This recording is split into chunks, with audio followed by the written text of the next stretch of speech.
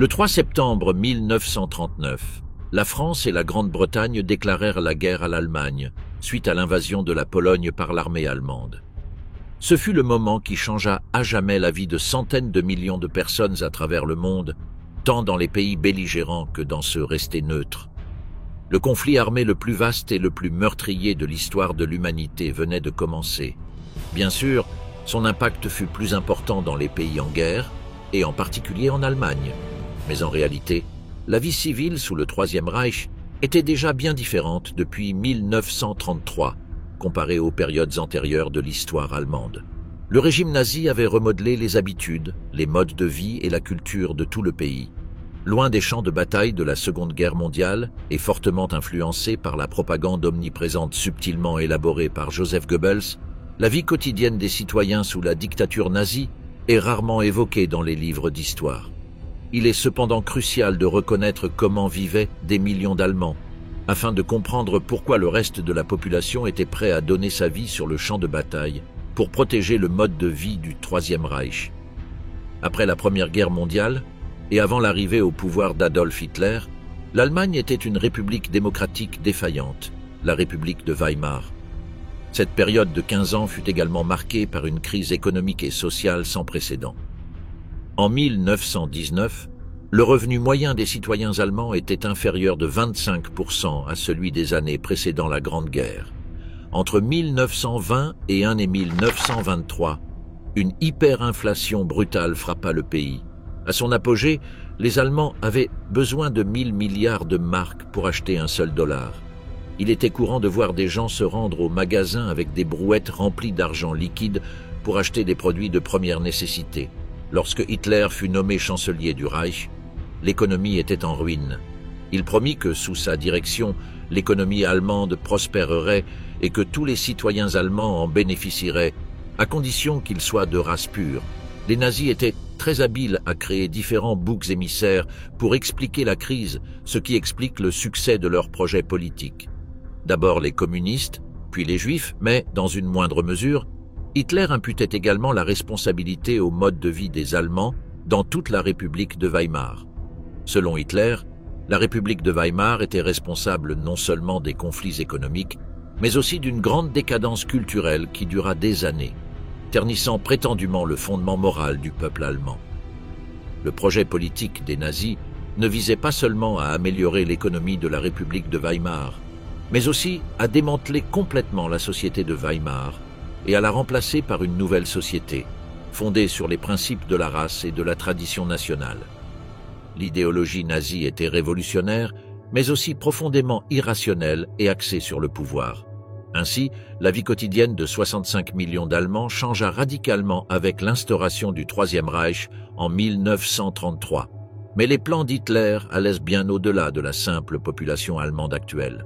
Le parti nazi avait repris un vieux concept expansionniste appelé Lebensraum et l'avait adopté dans sa course vers un grand Reich englobant la majeure partie de l'Europe centrale et orientale. Le Lebensraum peut se traduire par « espace vital » pour le peuple allemand.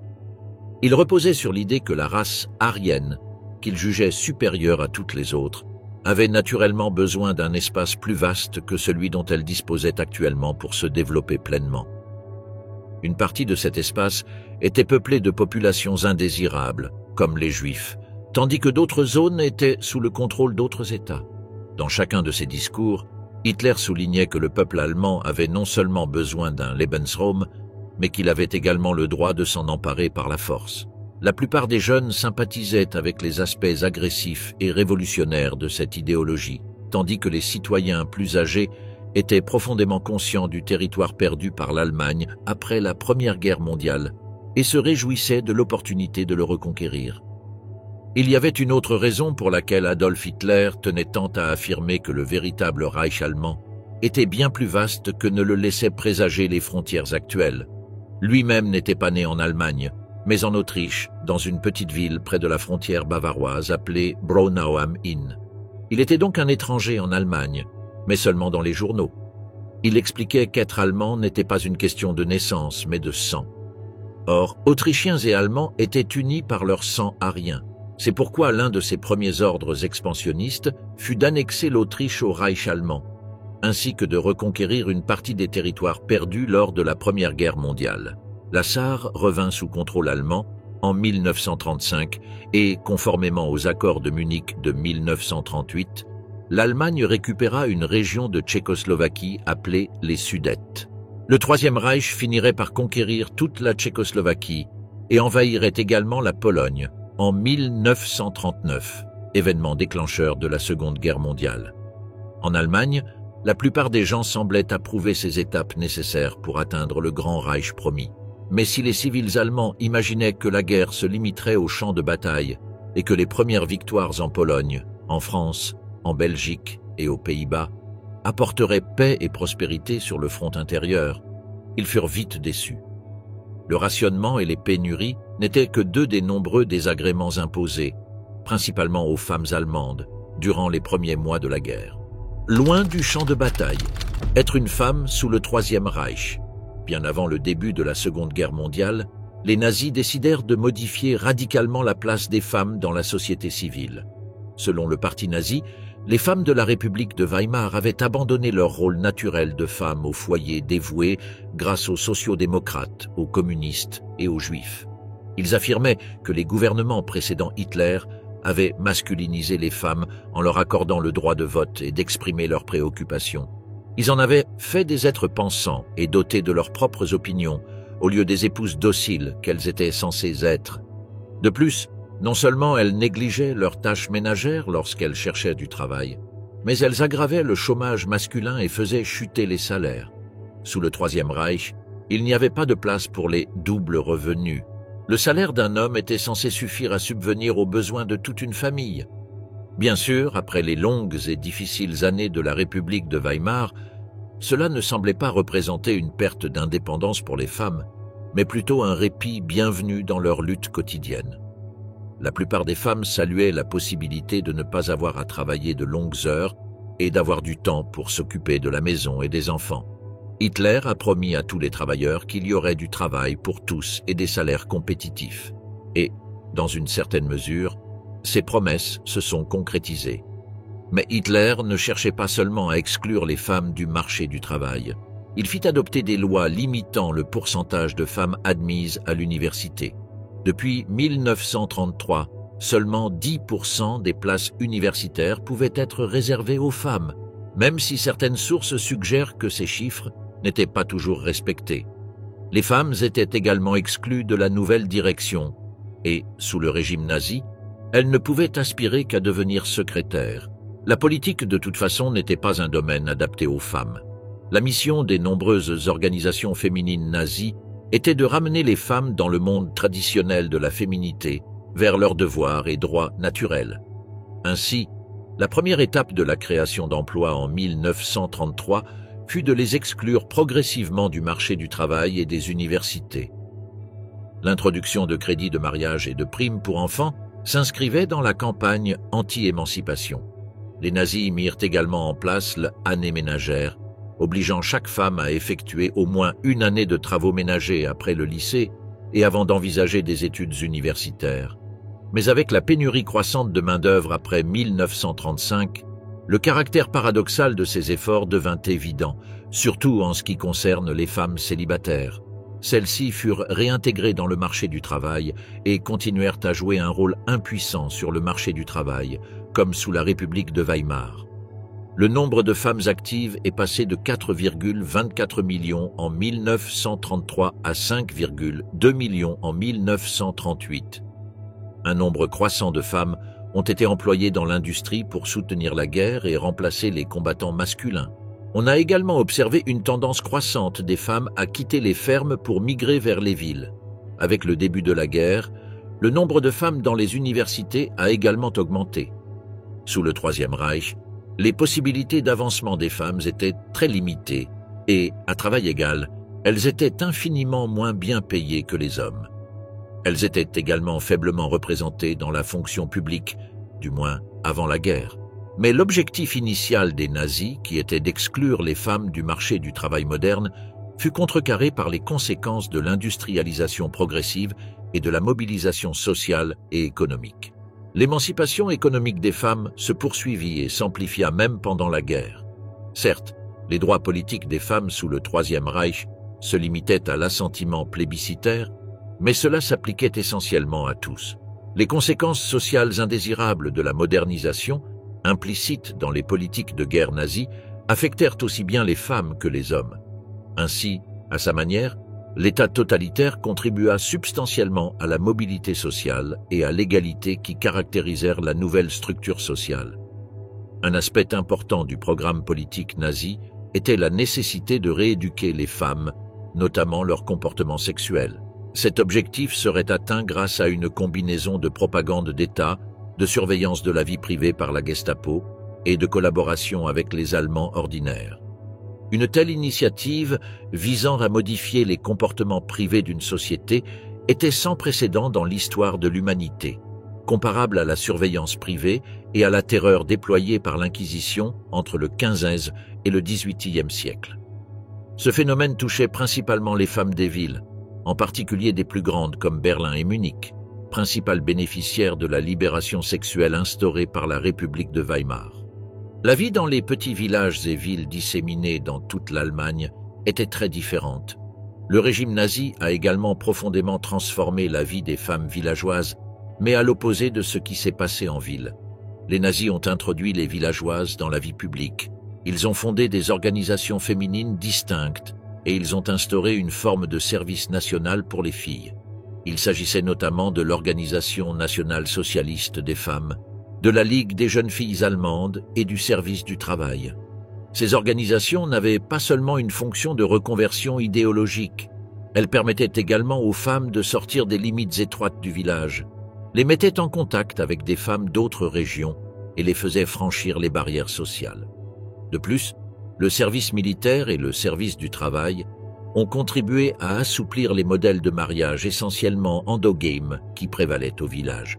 En bref, même si cela peut paraître contradictoire, le nazisme a apporté une certaine libération des limites traditionnelles de la vie villageoise.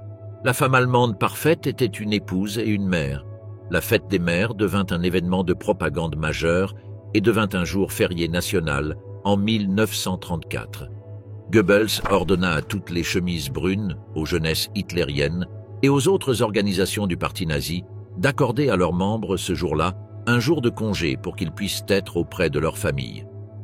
Les théâtres reçurent l'ordre de monter des pièces de théâtre pertinentes ce jour-là et de distribuer des billets gratuits aux mères et à leurs familles.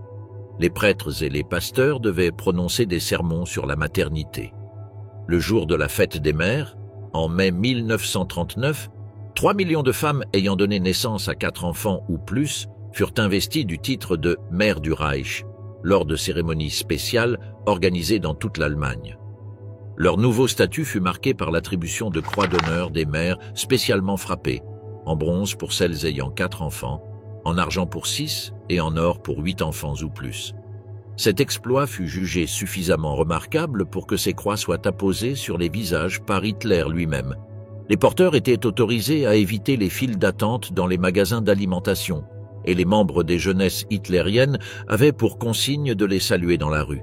Les mères, dont les performances dépassaient même ce seuil et qui donnaient naissance à 10 enfants, recevaient l'honneur supplémentaire d'avoir Hitler comme parrain du 10e enfant, ce qui, pour les garçons, signifiait le prénommer Adolphe, ce que les familles catholiques, irritées par la persécution hitlérienne contre leur église, devaient trouver quelque peu pénible. Amusement en famille, lors des rassemblements nazis, écouter les discours d'Hitler. Sous le Troisième Reich, écouter les discours d'Hitler était obligatoire. Chaque école interrompait les cours pour écouter la bande officielle et les haut-parleurs de chaque usine et bureau diffusaient le discours. Les membres des jeunesses hitlériennes et d'autres organisations étaient contraints d'apprendre certains de ces discours par cœur et de les répéter fréquemment. Mais bien avant qu'Hitler ne devienne le dictateur de l'Allemagne, ces discours étaient extrêmement populaires et attirèrent les foules sans aucune contrainte. Hitler n'a pas créé le parti nazi de toutes pièces. Il a plutôt rejoint une organisation existante en 1919, le DAP, ou Parti des travailleurs allemands. Un mois après son adhésion au parti, le 16 octobre 1919, Hitler fut l'un des orateurs d'un meeting à la brasserie de Munich devant une centaine de personnes. Bientôt, il fut également invité à s'exprimer devant des groupes nationalistes hors de Munich, comme par exemple en mai 1920, lors d'un rassemblement de la Ligue nationale de défense et d'offensive allemande à Stuttgart, le premier véritable meeting de masse, tenu le 24 février 1920 à la brasserie de Munich, marqua une étape importante. Hitler commençait alors à se faire un nom comme principal orateur de propagande du parti. L'orateur principal était un médecin nationaliste, mais c'est Hitler qui joua le rôle principal dans l'organisation de ce meeting et qui annonça les deux événements majeurs, un nouveau programme du parti en 25 points et le changement de nom en Parti national-socialiste des travailleurs allemands. Ce changement de nom visait à différencier le Parti des travailleurs allemands des autres partis socialistes. Son socialisme visait à combattre le bolchevisme au sein de la classe ouvrière afin de gagner le soutien des milieux sociaux politiquement influents. Les réunions de masse marquèrent le véritable début de la popularité d'Hitler et la consolidation de sa position dictatoriale au sein du parti. De plus, le véritable fondateur et président officiel du parti, Anton Drexler, occupait un emploi extérieur et ne pouvait donc pas consacrer autant de temps au parti, ni à sa carrière de propagandiste, que son infatigable collègue Hitler, qui n'avait pas d'emploi.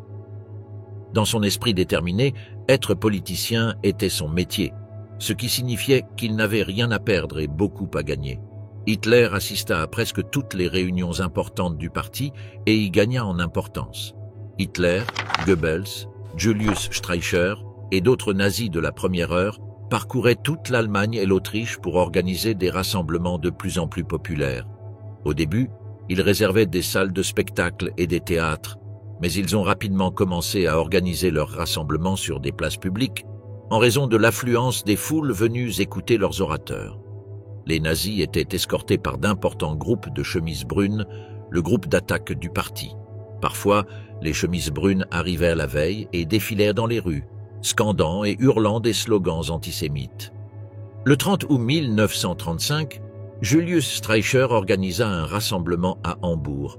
La veille, 2 camions chargés de chemises brunes avaient parcouru des rues réputées juives, jetant des torches enflammées sur la chaussée au cri de « Que les Juifs périssent ».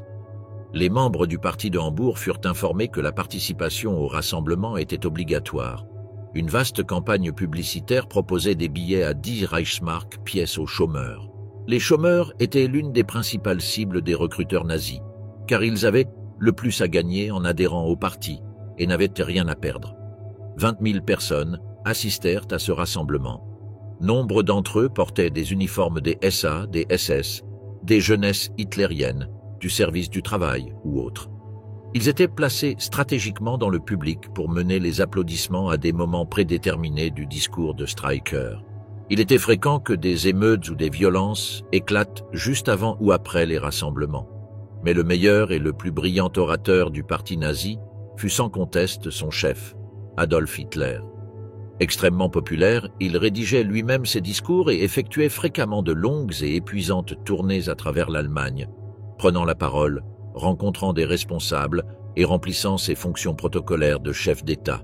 Hitler était connu pour son engagement oratoire et, malgré son style souvent affirmé et fougueux, il était suffisamment flexible pour jauger l'auditoire et adapter son discours en conséquence. De fait, ces rassemblements rassemblèrent souvent des familles entières, désireuses de se rapprocher du dirigeant et de comprendre ses projets pour le pays. Les jeunesses hitlériennes et les SS saluaient les familles et offraient aux enfants de petits drapeaux rouges frappés d'une croix gammée noire, afin qu'ils puissent applaudir le dirigeant lors de ses discours. Les défilés officiels et les commémorations étaient incroyablement massifs, et chaque famille était censée y assister vêtue de ses plus beaux atours. Les rassemblements nazis, surtout lorsque Hitler était en ville, devenaient des événements sociaux et familiers majeurs. Lavage de cerveau et endoctrinement dans les écoles allemandes. Bien avant l'arrivée au pouvoir des nazis, Hitler avait déclaré que l'éducation des enfants allemands était une priorité. Mais après 1933, lorsque les écoles publiques passèrent sous le contrôle de la dictature, il devint évident que ce n'était pas l'éducation qu'Hitler visait, mais l'endoctrinement. Les matières traditionnelles comme la biologie et l'histoire furent remplacées par l'idéologie raciale et les pseudosciences. Même les mathématiques étaient utilisées pour diffuser la propagande nazie. On demandait fréquemment aux élèves, par exemple, Combien d'argent pourrait être économisé si l'État éliminait les 300 000 malades mentaux pris en charge au prix de 4 marks par jour? Les enseignants étaient tenus d'approuver le nouveau programme et de prouver leur loyauté au parti en adhérant à la Ligue des enseignants nazis. Fondée en avril 1927 par un instituteur nommé Hans Schemm, la Ligue augmenta rapidement ses effectifs, passant de 12 000 fin janvier 1933 à 220 000 à la fin de l'année, les enseignants s'efforçant de sécuriser leur poste par cette manifestation évidente de leur loyauté envers le nouveau régime. En 1936, 97% des enseignants, soit quelques 300 000 au total, en étaient membres. Les autres furent contraints de quitter leur poste. Un tiers des enseignantes ont été contraintes de prendre une retraite anticipée l'année de l'arrivée au pouvoir d'Hitler afin de remplir leur rôle principal de femmes au foyer et de mères. Les enseignants du primaire et du secondaire étaient majoritairement des hommes et devaient suivre des cours d'éducation politique et renier leurs anciennes allégeances politiques. Mais même après la fin de leur formation, ils étaient informés que leur performance serait contrôlée par leurs propres élèves. Il n'était pas rare que des élèves qui n'appréciaient pas leurs enseignants en informent la Gestapo, qui les arrêtait et les interrogeait presque immédiatement.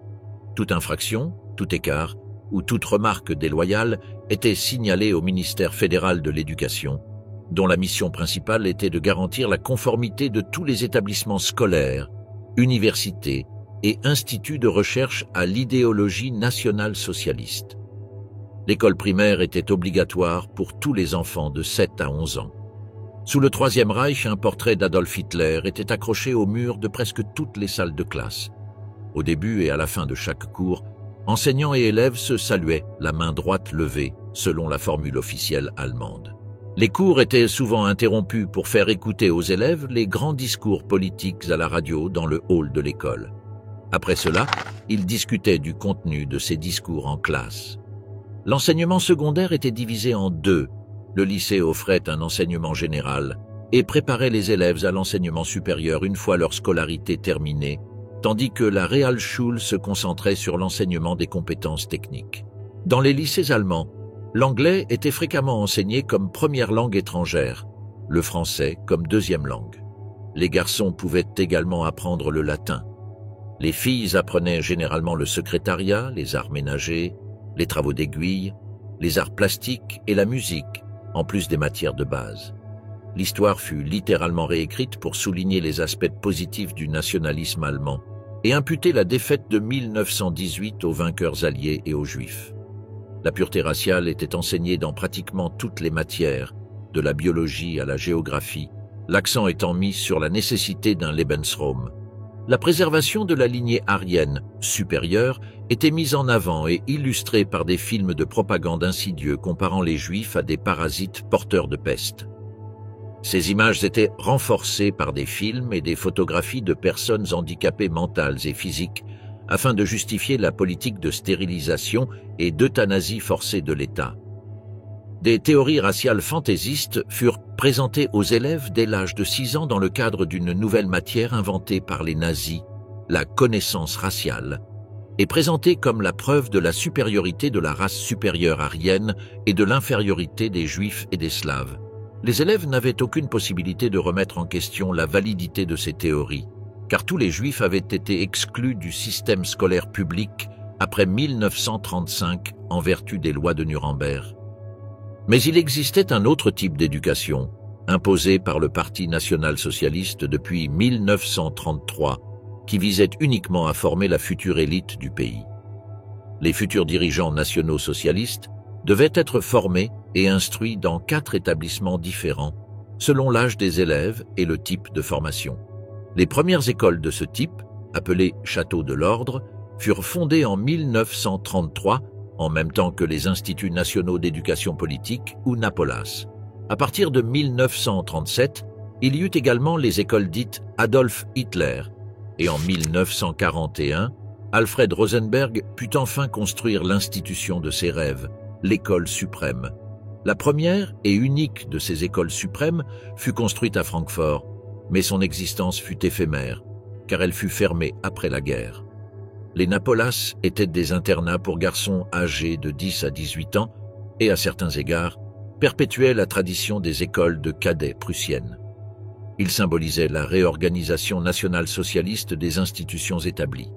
Le programme était axé sur le développement de l'esprit militaire, la fusion des valeurs prussiennes et nationales-socialistes, ainsi que sur le courage, le dévouement et la simplicité. Ses administrateurs, toujours sous la direction d'un officier SS de haut rang, étaient membres de la SA et de la SS. Les écoles Napolas mettaient l'accent sur la compétition, l'endoctrinement militaire et l'entraînement au cheval, à la moto, à l'automobile et au planeur. C'est pourquoi, bien qu'initialement destinées à un nombre restreint d'élèves, elles connurent un essor exponentiel après le déclenchement de la guerre. Elles devaient combiner l'ancien et le nouveau militarisme, ainsi que l'entraînement militaire national conservateur et national socialiste. En revanche, les écoles Adolf Hitler étaient davantage destinées aux jeunes intellectuels nazis. Les jeunes de 12 à 18 ans inscrits dans ces écoles de direction ou écoles de formation du parti étaient, selon les directives personnelles d'Hitler, avant tout destinés à devenir des fonctionnaires nazis. Les instituts de formation du parti étaient donc fortement impliqués dans ce programme, mais les diplômés des écoles Adolf Hitler bénéficiaient également d'une préférence pour les postes hors parti. Finalement, la fin de la guerre a contrecarré le rêve d'Hitler d'imposer un réseau d'écoles spécialisées et aucun des élèves des Napolas, des écoles Adolf Hitler ou de l'école suprême de Francfort n'est devenu dirigeant du parti. Le mouvement swing, ère de libération, un phénomène culturel intéressant connu sous le nom de mouvement swing, est apparu dans les boîtes de nuit au milieu des années 1919 à 1930 et s'est rapidement répandu dans presque toutes les grandes et moyennes villes allemandes. Les clubs swing, notamment à Hambourg dans les années 90, attiraient des jeunes issus des hautes sphères de la société nazie, animés d'un désir romantique d'aventure et d'un certain anticonformisme face à la rigidité du régime. Le swing était un mouvement essentiellement issu de la classe supérieure, principalement influencé par la culture anglaise. Les garçons et les filles du swing se réunissaient dans les bars à cocktails et les boîtes de nuit et organisèrent parfois des fêtes au domicile familial. Ils choisissaient des vêtements prétentieux et provoquants, flirtaient ouvertement et dansaient avec entrain. Les garçons portaient des costumes sur mesure, souvent en tartan élégant, des vestons sport, des chapeaux de feutre, des foulards en soie blanche, des parapluies fermés et les cheveux longs. Les filles se maquillaient abondamment, se peignaient les ongles, portaient des jupes courtes pour l'époque et des chemisiers sexy et se laissaient pousser les cheveux. Les autorités du parti considéraient ce mouvement de jeunesse avec étonnement, mais aussi avec prudence, car il s'agissait d'un mouvement issu de la classe supérieure. Les nazis détestaient ses influences anglaises et son caractère trop mondialisé. Ils en voulaient également à son culte de la sexualité et de la débraillée, à sa tolérance, voire à son indifférence envers les juifs, et à son penchant pour la musique américaine qui, selon les dirigeants nazis, était d'influence noire et juive. La première ordonnance interdisant le swing fut promulguée à Düsseldorf en novembre 1937, lorsque le bar à cocktail Baytoni fut contraint d'interdire la pratique du swing. D'autres municipalités furent encouragées à prendre des mesures similaires au cours des 2 années suivantes, de sorte qu'à l'été 1939, le swing était effectivement interdit dans la plupart des villes allemandes. La décision des municipalités ne fut pas facile à prendre, car c'était l'une des rares fois où des Allemands aryens issus de milieux aisés ou professionnels étaient concernés. Mais les autorités avaient chargé les jeunesses hitlériennes et d'autres organisations nazies de rédiger des rapports sur le mode de vie échangiste. Ces rapports condamnaient les jeunes échangistes avant tout pour leur manque de patriotisme et leur non-conformisme envers le système, mais ils rapportèrent surtout de nombreux détails sur leurs pratiques sexuelles. Pour les jeunesses hitlériennes, ces pratiques étaient contraires à l'idéal de vie, c'est-à-dire qu'elles pervertissaient le véritable sentiment aryen allemand, et c'est pourquoi il était nécessaire de les combattre. Les rapports stigmatisaient les jeunes aux orientations sexuelles changeantes. Les informateurs des jeunesses hitlériennes décrivaient la polygamie, les orgies, les relations sexuelles avec ou entre mineurs, et ce qui suscitait le plus d'aberrations dans l'opinion publique, la tolérance et les relations sexuelles avec des juifs. De toute évidence, le mode de vie swing, dans un contexte de guerre contre l'Angleterre et les États-Unis, allait à l'encontre du sentiment nationaliste prôné par le nazisme. Bien qu'il s'agisse d'un mouvement de classe sociale élevée et qu'il ne soit pas accusé d'origine juive ou communiste, la principale critique à l'encontre du swing était la promiscuité sexuelle. Mais là encore, il s'agissait d'une préoccupation secondaire, la principale étant la tolérance du mouvement swing envers les juifs. Concernant la sexualité adolescente, la Gestapo était bien plus préoccupée par l'implication juive que par le facteur de promiscuité. Les jeunes des jeunesses hitlériennes constituaient l'opposition au mouvement swing. Pour les jeunes, garçons et filles, les jeunesses hitlériennes étaient perçues comme des enfants ennuyeux, trop obéissants aux règles, et s'efforçaient de les éviter autant que possible. Nombre de jeunes membres du mouvement swing avaient réussi à éviter de rejoindre les rangs des jeunesses hitlériennes grâce à leur position sociale élevée. Leur rejet était moins lié à l'idéologie politique d'extrême droite que les jeunes et filles swing n'apprécièrent guère qu'à leur mode de vie monotone et rigide. Les jeunesses hitlériennes n'étaient pas exemptées de relations sexuelles, comme mentionné précédemment, mais, comme s'il s'agissait d'une religion politique, elles le faisaient moins par plaisir que pour une mission plus noble, remplir l'Europe entière d'Aryens. Autrement dit, pour les jeunesses hitlériennes, le sexe ne signifiait pas la recherche du plaisir individuel, mais plutôt l'accomplissement d'un devoir. Leur vision de la sexualité était quasi militaire. La bataille pour le travail, construction, productivité et avantages sociaux. Le 27 juin 1933, le gouvernement hitlérien promulgua une loi autorisant la construction d'un nouveau type de route, l'autoroute ou autobahn. Ces routes à deux voies relieraient les principales villes allemandes, établissant un réseau de communication permettant le transport de citoyens et de marchandises à travers le pays avec une rapidité sans précédent. Peu de gens l'ignoraient, Hitler était un passionné d'automobile. Il considérait le voyage en voiture comme une expérience esthétique, bien supérieure au train ou à l'avion. Ainsi, les nouvelles autoroutes allaient être construites le long de routes panoramiques, avec des aires de repos permettant aux voyageurs de descendre de leur véhicule, de se dégourdir les jambes et d'admirer la campagne allemande. Pour Hitler, elle remplissait même une fonction raciale, reliant les Allemands modernes aux forêts, montagnes et champs authentiques de leur terre natale, et exprimant le plaisir des peuples nordiques pour l'aventure, la vitesse et l'excitation offerte par la technologie moderne. En mai 1935, le premier tronçon d'autoroute reliant Francfort à Darmstadt était ouvert. 3500 km étaient achevés à l'été 1938. Les autoroutes furent peut-être l'opération de propagande la plus durable du Troisième Reich. Elles perdurent encore aujourd'hui. Hitler s'intéressait personnellement de près à leur tracé, intervenant parfois pour les détourner lorsqu'il estimait qu'elles n'empruntaient pas le chemin le plus pittoresque. Il insistait également pour approuver personnellement la conception des ponts et des stations-service. Nombre d'entre eux étaient des exemples audacieux de modernisme, et Hitler confia leur conception à des architectes plutôt qu'à des ingénieurs. L'ancien directeur du Bauhaus, Mies van der Rohe, soumit même les plans de 2 des stations-service. Cependant, peu de gens avaient les moyens de profiter des autoroutes allemandes avant 1939, l'Allemagne étant l'une des sociétés les moins motorisées d'Europe. En 1935, seulement 1,6% de la population allemande possédait un véhicule à moteur, contre 4,9% en France, ou le chiffre stupéfiant de 20,5% de propriétaires de voitures aux États-Unis. C'est pourquoi, dans son discours au Salon de l'automobile de Berlin, Hitler annonça non seulement le lancement du programme de construction d'autoroutes, mais aussi la promotion du sport automobile et la réduction de la fiscalité sur la possession d'une voiture. Il en résulta une augmentation de 40% du nombre de travailleurs dans l'industrie automobile entre mars et juin 1933 seulement.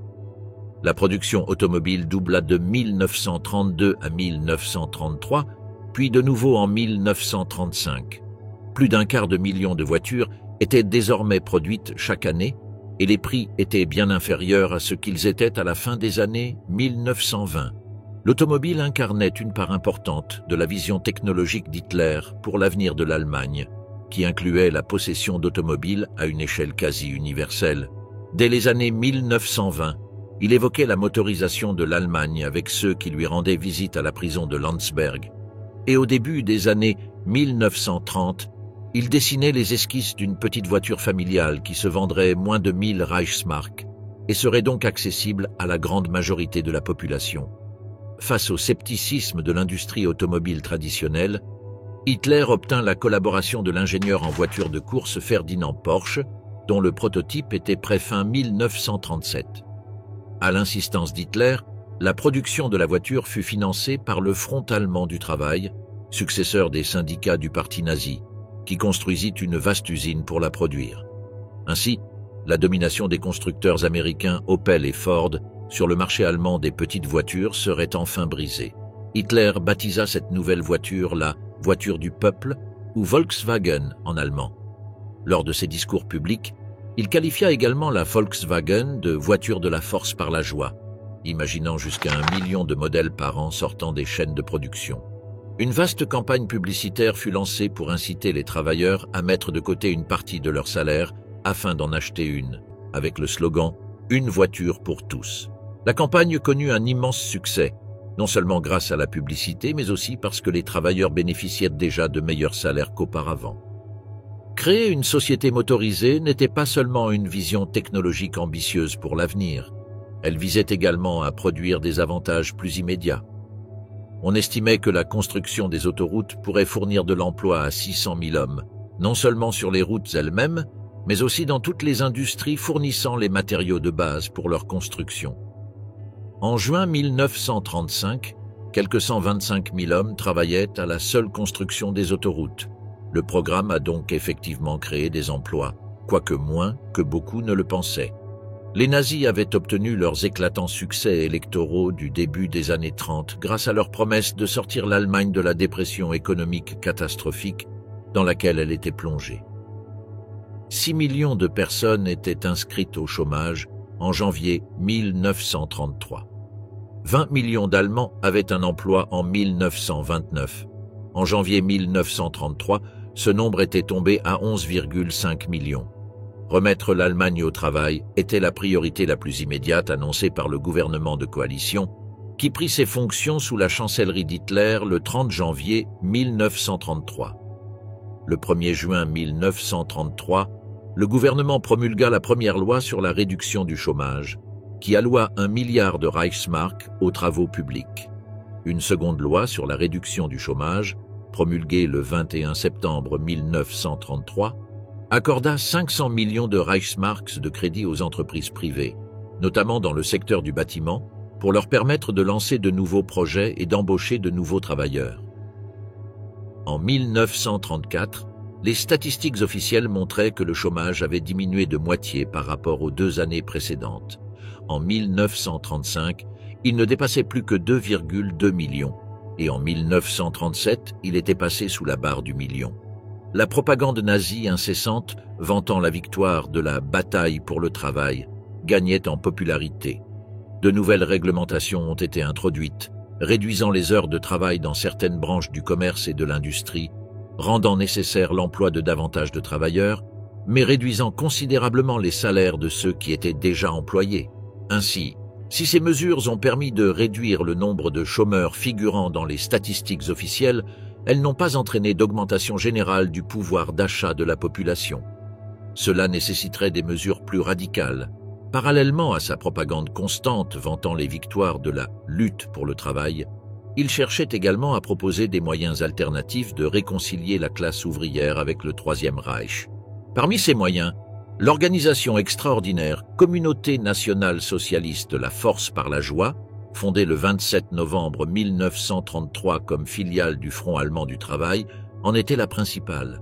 La Force par la joie visait à organiser les loisirs des travailleurs plutôt qu'à les laisser les organiser eux-mêmes et ainsi à mettre les loisirs au service des intérêts de la communauté raciale et à réconcilier les mondes divergents du travail et du temps libre, de l'usine et du foyer, de la chaîne de production et des lieux de loisirs. Les travailleurs devaient puiser de la force dans leur travail en éprouvant de la joie dans leurs loisirs. Surtout, la force par la joie visait à combler les inégalités sociales en rendant les loisirs de la classe moyenne accessibles au plus grand nombre. L'activité la plus marquante de la force par la joie fut sans aucun doute l'organisation d'un tourisme de masse pour les travailleurs. Déjà en 1934, environ 400 000 personnes participaient à des voyages organisés par Strength Through Joy en Allemagne même. En 1937, ce nombre était passé à 1 700 000. Rien qu'en 1939, 175 000 personnes se rendirent en Italie dans le cadre de ces voyages organisés, dont un grand nombre en croisière. Dès 1939, l'organisation possédait 8 navires de croisière, dont 2 spécialement construits, et en louait 4 autres de manière plus ou moins permanente pour transporter ses membres vers des destinations exotiques comme la Libye, la Finlande, la Bulgarie et Istanbul, célébrant ainsi la solidarité de l'Allemagne avec ses alliés réels ou potentiels, et annonçant les contours d'un futur empire européen dominé par l'Allemagne. Les millions de travailleurs qui participèrent à ces voyages organisés n'étaient jamais partis en vacances auparavant.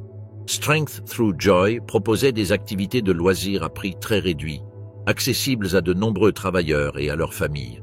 En 1935, plus de 3 millions de personnes participaient à ces soirées d'éducation physique et de gymnastique, tandis que de nombreux autres bénéficiaient d'un accès avantageux au tennis, à la voile et à d'autres sports auparavant réservés aux classes supérieures. Mais le département de la force, par la joie, qui a le plus aidé la classe ouvrière, était peut-être celui appelé « beauté du travail ». L'objectif principal de beauté du travail était de compenser les bas salaires et les longues heures de travail, non pas par la mise à disposition d'équipements de loisirs, mais par l'amélioration des conditions de travail. Beauté du travail militait avec énergie pour la mise à disposition de sanitaires, de toilettes, de vestiaires et de casiers, de douches, et pour une meilleure hygiène et propreté dans les usines, pour plus d'air, moins de bruit, des vêtements de travail appropriés, la propreté et l'ordre. L'association affirmait que des travailleurs en bonne santé sur un lieu de travail propre travailleraient mieux et seraient plus heureux au travail. Pour renforcer cet engagement, elle organisait des concerts et autres événements similaires dans les ateliers, encourageait la construction d'installations sportives et récréatives sur place et faisait pression sur les employeurs pour qu'ils fournissent des cantines décentes à leurs employés et nettoient les débris et déchets qui traînaient dans les ateliers. En 1938, elle affirmait que près de 34 000 entreprises avaient amélioré leurs performances dans nombre de ces domaines, en repeignant et décorant leurs magasins, en construisant des espaces de loisirs et en améliorant les installations sanitaires. Des incitations fiscales ont encouragé les employeurs à agir ainsi, et Beauty of Labour a également organisé des concours et décerné des prix à l'entreprise la plus performante, remettant aux lauréats des certificats signés par Hitler les déclarant entreprises modèles. Les avantages, tant pour les employeurs que pour le régime, en termes d'augmentation de productivité étaient évidents. Mais toutes ces améliorations ont été financées aux frais des travailleurs, car de nombreuses entreprises exigeaient de leurs employés qu'ils effectuent eux-mêmes les travaux de peinture, de nettoyage et de construction après les heures de travail sans rémunération supplémentaire, réduisaient leur salaire pour couvrir les coûts et menaçaient ceux qui ne se portaient pas volontaires de licenciement, voire d'internement en camp de concentration. Lorsque la Seconde Guerre mondiale éclata en 1939, l'Allemagne était une nation beaucoup plus industrialisée qu'elle ne l'était dans les années 1920, et les travailleurs étaient plus heureux, même s'ils devaient encore travailler de longues heures pour des salaires assez bas. La dépossession juive et l'arianisation de l'économie. Alors que des millions de travailleurs allemands bénéficiaient de divertissements bon marché, de croisières gratuites à l'étranger et d'avantages sociaux, l'argent devait bien venir de quelque part. Les aides sociales destinées aux travailleurs dits ariens purs furent financées grâce à l'un des plans les plus ambitieux d'Hitler, l'arianisation de l'économie. Il ne s'agissait là que d'une expropriation à grande échelle des Juifs, une vaste campagne de pillage sans précédent dans l'histoire moderne. Fidèle à l'idéologie du Führer, l'une des principales cibles de la propagande nazie avant 1933 étaient les grands magasins où, depuis la fin du XIXe siècle, on pouvait se procurer toutes sortes de produits bon marché et fabriqués en série. Nombre des fondateurs de ces magasins étaient juifs, ce qui reflétait peut-être la concentration de juifs dans la draperie et d'autres branches similaires du commerce de détail. Ainsi, ce qui avait commencé comme une critique du consumérisme et de l'exploitation des masses par les grandes entreprises s'est transformé en haine des Juifs et en les accusant de tous les maux de l'économie allemande. Le point 16 du programme du parti nazi s'adressait directement aux petits commerçants en 1920, exigeant la nationalisation immédiate des grands magasins et leur location à bas prix aux petits entrepreneurs.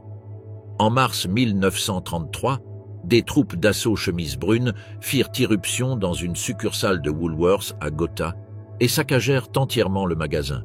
De violentes attaques furent lancées contre plusieurs grands magasins, quel que soit leur propriétaire.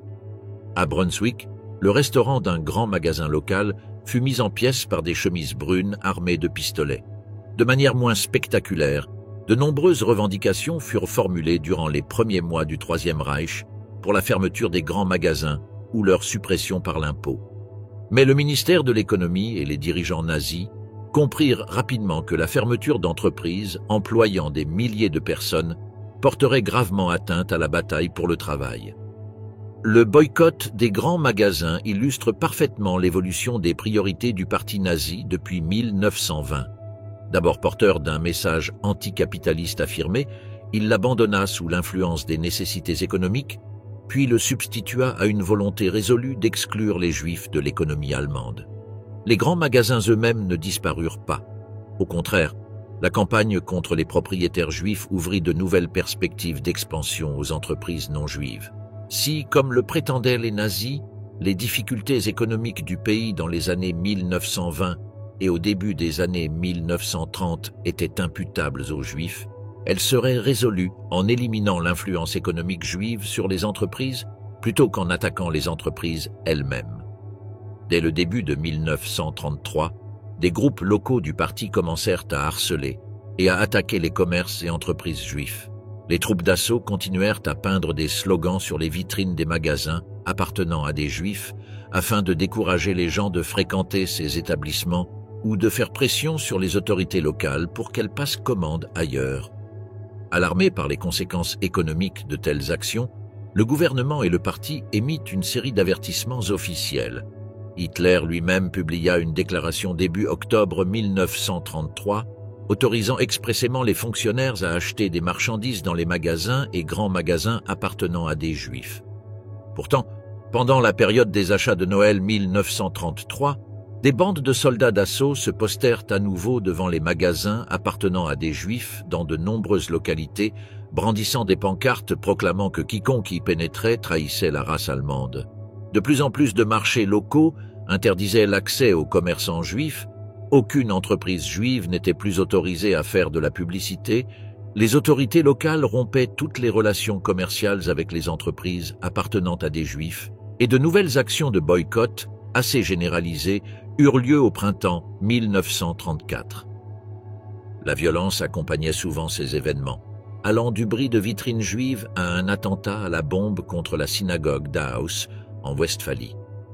À partir de 1936, la responsabilité des difficultés financières imputées aux Juifs a cédé la place à la partie suivante du plan. Les déposséder de leurs richesses afin de financer les activités du parti, de satisfaire les travailleurs et de lancer la course aux armements qui permettrait à Hitler de conquérir la moitié de l'Europe en quelques années seulement.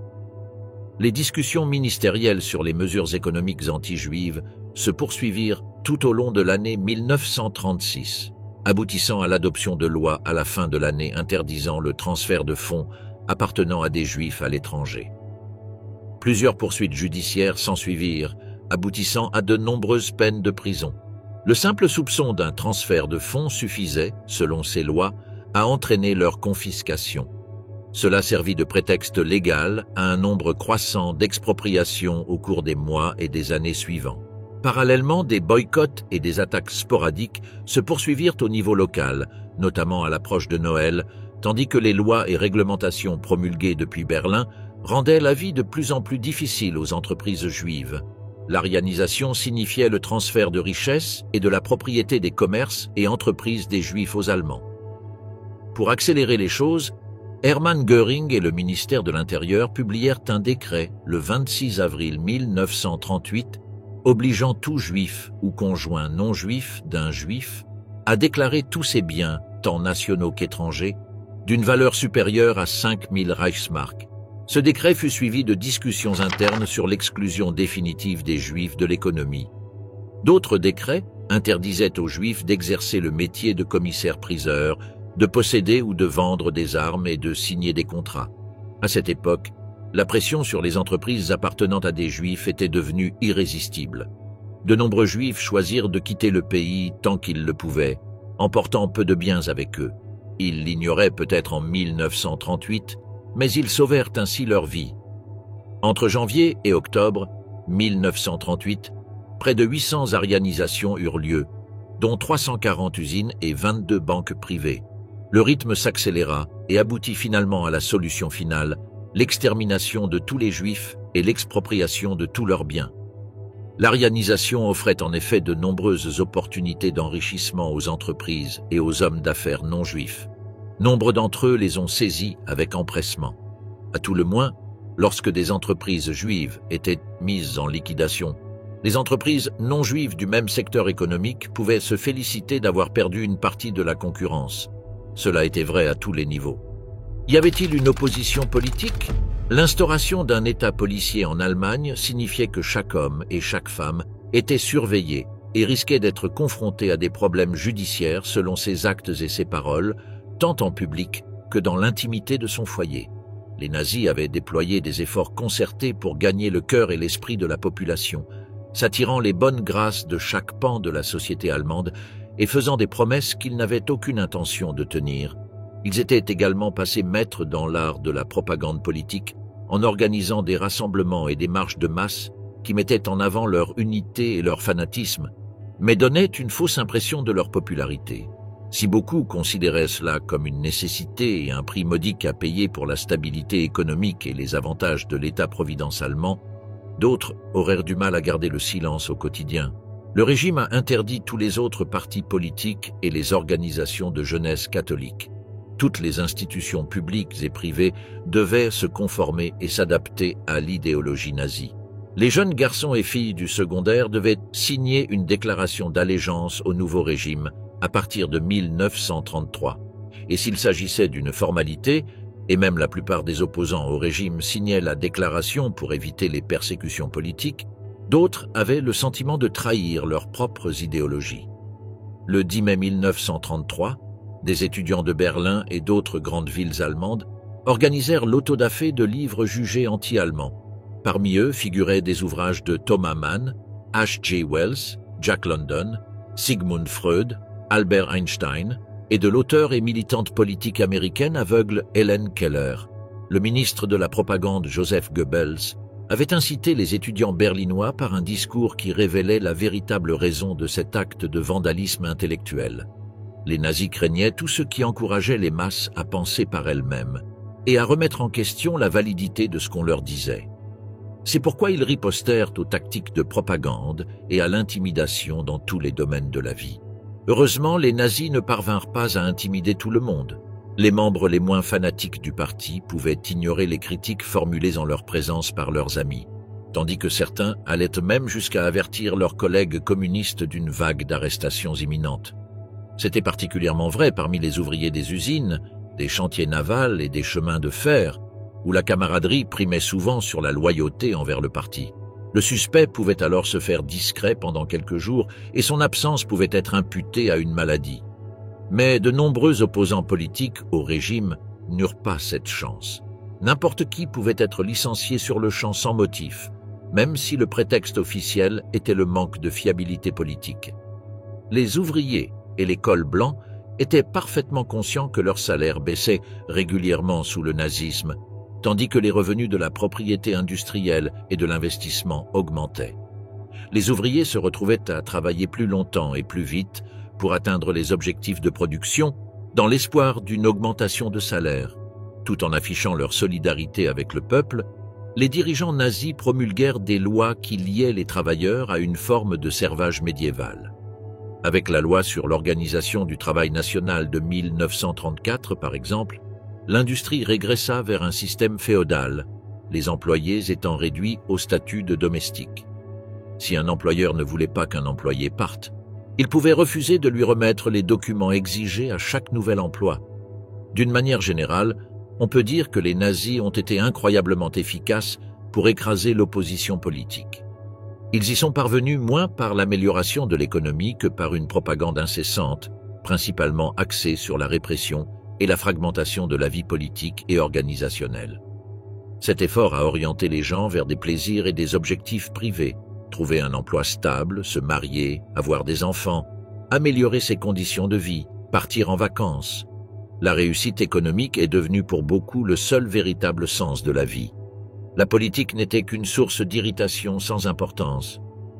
À la fin des années 1930, la grande majorité des travailleurs allemands s'étaient réconciliés, souvent avec plus ou moins de réticence, avec le Troisième Reich.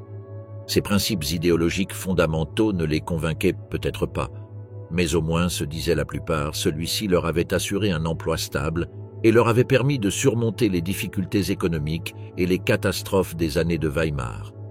De ce fait, la grande majorité des travailleurs allemands semblait avoir jugé cette attitude digne d'être tolérée, d'autant plus que les possibilités de résistance organisée étaient minimes et le prix à payer pour exprimer sa dissidence élevé.